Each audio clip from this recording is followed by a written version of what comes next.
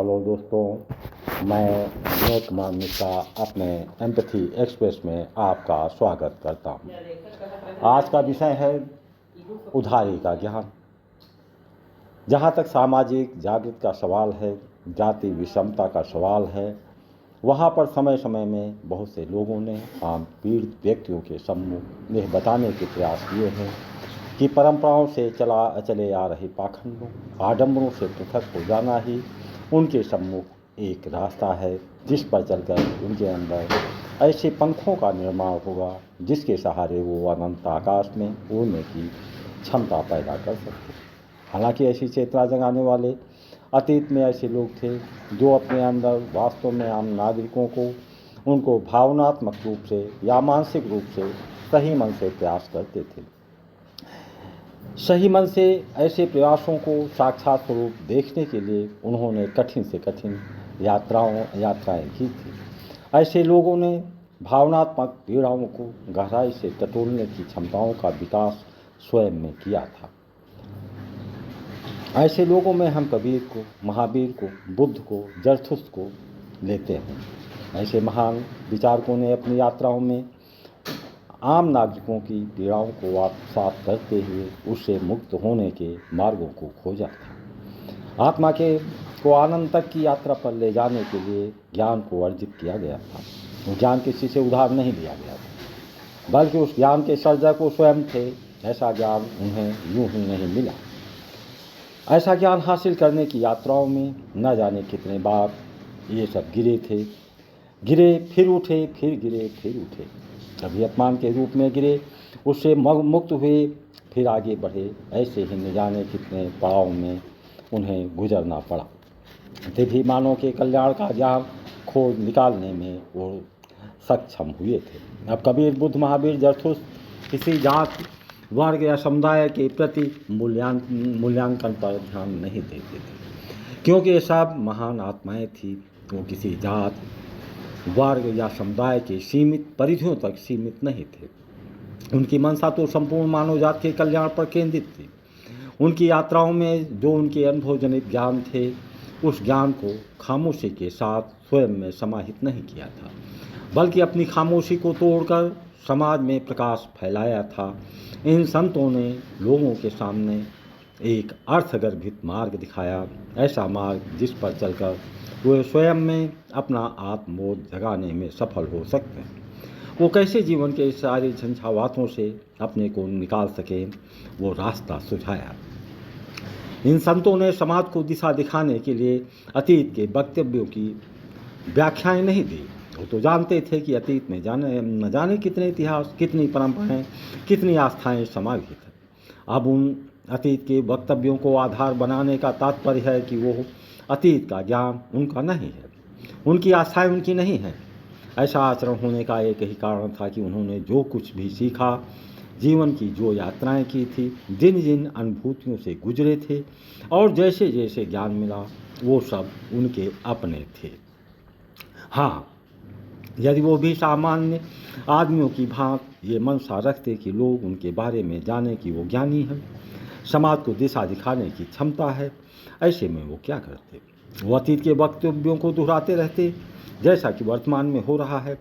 कबीर भी चाहते थे, बुद्ध भी चाहते थे कि बहुत सी मान्यताएं हैं जो अतीत से चली आ रही हैं।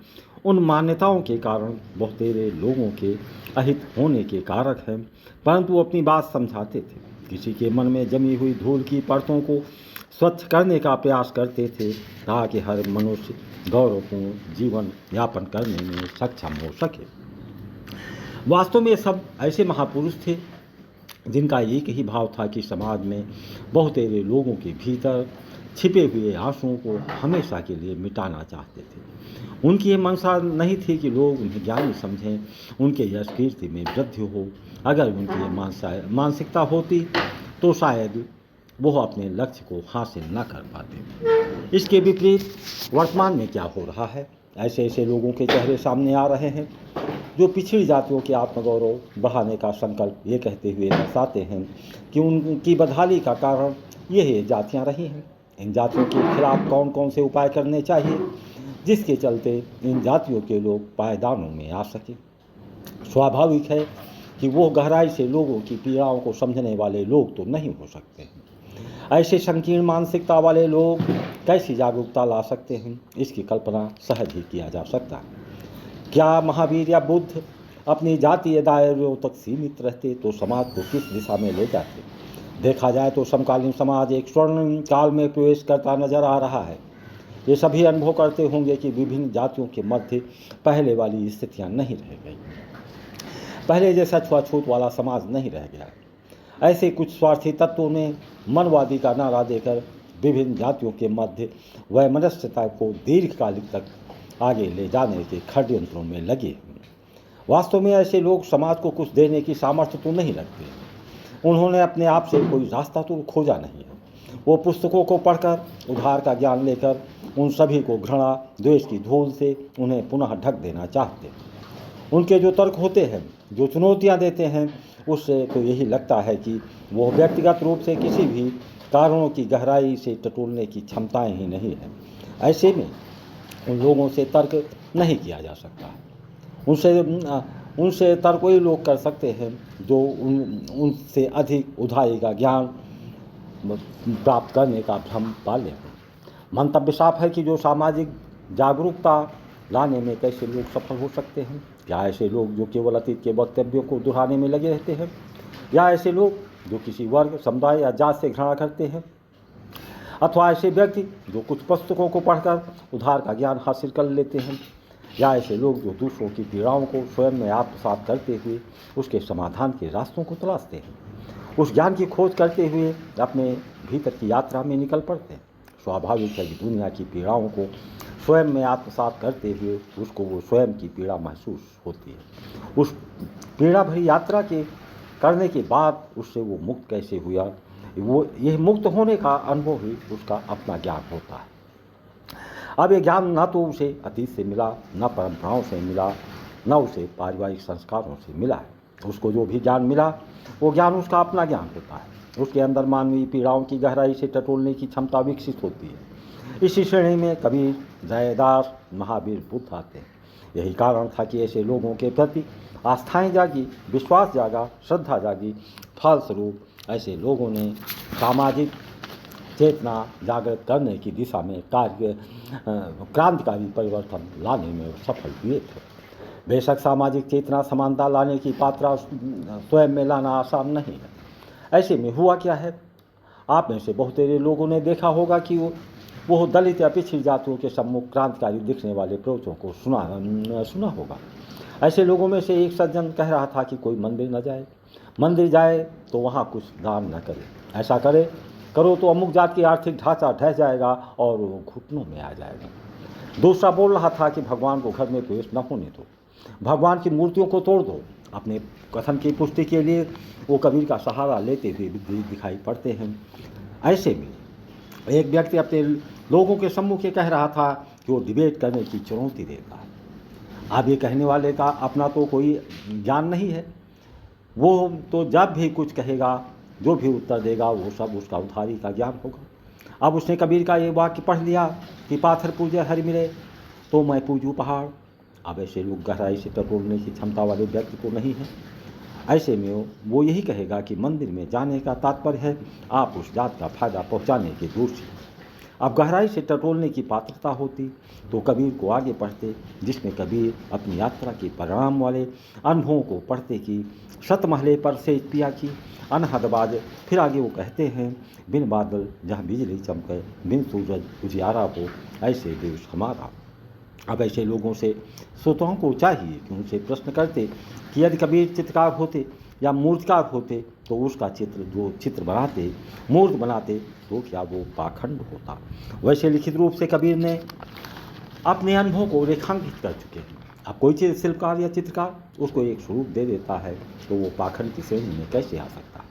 मूर्त की अभिव्यक्ति को कबीर ने कर दिया है। हाँ, जहाँ तक एक सवाल है कि लोग ये नारा देते हैं कि मंदिर और किसी भी कर्मकांड को अपने पास न लाओ, वहाँ पर मैं एक बात कहना चाहूँगा कि मैं एक ऐसे परिवार से मेरा ताल्लुक़ था जहाँ पर मेरे पितामह तो आस्तिक थे, लेकिन पिताजी हमारे नास्तिक थे।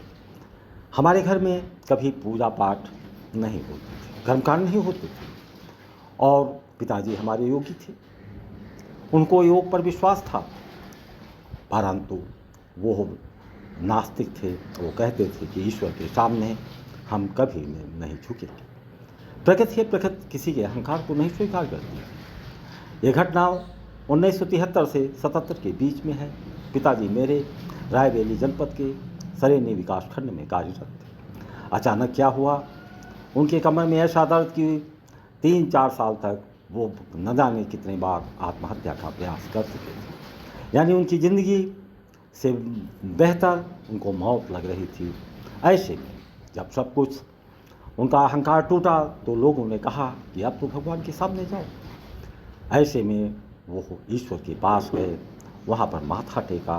खैर प्रगति तो परीक्षा ले रही थी, इसका परिणाम हुआ कि वो स्वस्थ भी हुए। लेकिन जो लोग ये कहते हैं कि मंदिर में मत जाओ, सबसे पहले तो क्या उनके सामने ऐसी समस्याएं आई हैं कि उन्हें ज़िंदगी से बेहतर मृत्यु लगी हो? क्या अपने जीवन में कभी इस ऐसे डार्क फेज से गुजरे हैं? यदि ऐसे डार्क फेज से गुजरने के बाद वो कहते हैं कि वो नास्तिकता का नारा देते हैं, तो वो ये कहने के पात्र हैं। जब तक वो इस चुनौती तक नहीं पहुंचते हैं, वो कहने के पात्र नहीं। ये उनको हम चढ़ाने के लिए नहीं कह रहे हैं। ये हकीकत है कि जब जीवन के उस डाउन फेज में आप जाएं, जहाँ पर आपको लगे कि हम मृत्यु हमारे लिए ज़्यादा प्रिय है अपेक्षा जीवन के, उस पर भी आप मंदिर नहीं जाते हैं, तो आपका कथन स्वीकार योग्य है। अब चलते हैं तथाकथित ऐसे विचारकों का हाल क्या है।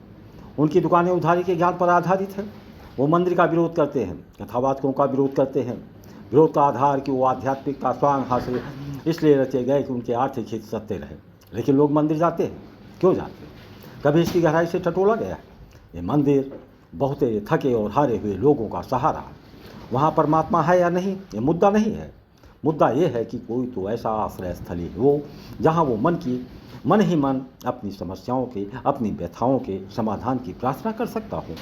उसे विश्वास होता है कि ये परमात्मा है जो उसकी पुकार को, उसकी प्रार्थना को अवश्य सुन रहा है।